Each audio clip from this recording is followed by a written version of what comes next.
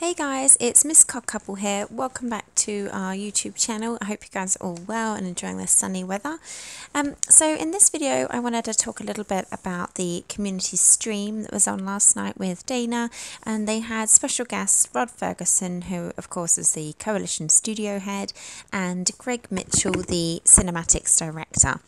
So they were talking a lot about the process of how they create the cinematics for the trailer and obviously for the Gears games themselves, and particularly the new Gears 5, and how they go from concept to creation.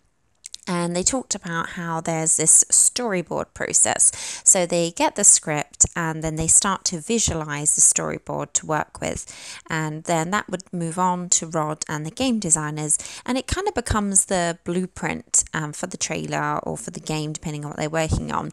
And from that blueprint, they would then move forward into 3D models. So they said it kind of starts the process of framing and composition, and it gives them an idea of what they want to see in the shot.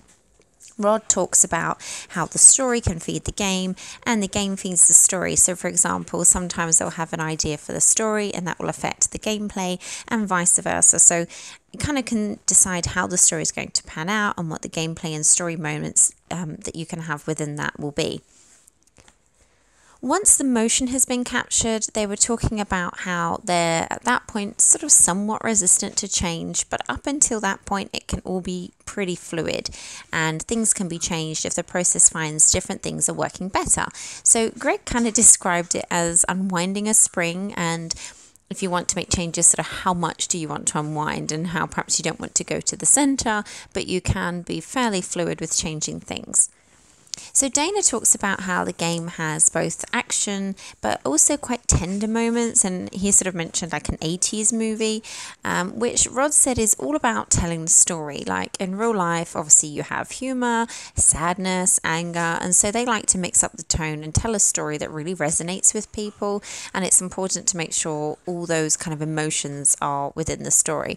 They did sort of joke and say, you know, we don't set ourselves like an exact thing, like, oh, we don't say we have to have 3 moments that are going to make people cry, but they need to make sure that they have captured that kind of whole range of emotions, so it hasn't just got one tone throughout the game.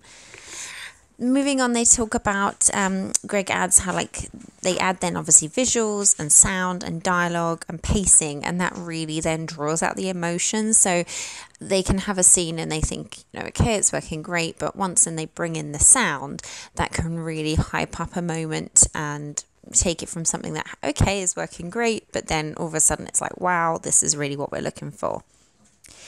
In the next segment here, they talk about performance capture and how they usually do movement and voice separately. But this time for Gears 5 and for the trailer, they've used elements of PCAP, and how this works particularly well when there's lots of scenes with when there's scenes with lots of motion and physicality, as you know, sitting there with the voice actors before obviously reading the script, trying to put in the emotion and movement. Their voices, obviously they can really work with that, but if you're actually physically moving around and acting out those scenes physically, that really affects your voice and how that can come across. They were talking about obviously in the scenes with Kate and Dal and their movement there, how when they are moving and coming together, that really resonates across to the audience, and it just affects the tone of your voice, so how that has a real effect, and they want to continue using that. So then in this next clip, they talk about obviously they've had the idea, they've moved on with performance, and then finally it comes back to the studio, and that's at the point where obviously they want to bring it all together and commence the sort of final production process. So next up, they said, is the layout process with final adjustments, and once locked on that, they go on to animation, and this is where they clean up all the details like armor clippings and finger animation and the detailed facial animation that we come to know from the game. Following that is lighting and effects to ensure light is consistent with the gameplay environment, and then the effects team add in atmosphere like snow and blood impacts, explosions and gunfire and all that kind of stuff. Finally, it moves on to sound design, and they add music, atmosphere, balancing, and any kind of final camera effects like organic additions such as focus pulls and lens flare, just to give it that raw organic touch. I hope you enjoyed learning more about the process and the making of the game. If so, don't forget to like and subscribe, plus turn on the notification bell so you don't miss any exciting new Gears content and updates. That's all for this video. I'll catch up with you guys soon. Bye!